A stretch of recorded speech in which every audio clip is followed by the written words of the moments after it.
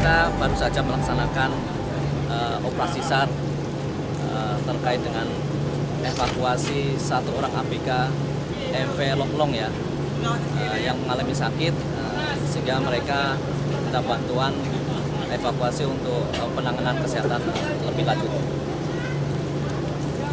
Sesuai hasil rapid test tadi, informasi dari KKP, hasil rapid test negatif, jadi dalam keadaan normal ya, hanya ABK tersebut mengalami sakit di ulu hati, jadi diperkirakan lambung. ABK tersebut sekarang sedang dibawa ke Rumah Sakit Zainal Abidin sebagai rujukan ya, jadi sebagai rujukan, mudah-mudahan untuk penanganan di rumah sakit tersebut akan segera pulih dan mereka akan melakukan perjalanan selanjutnya.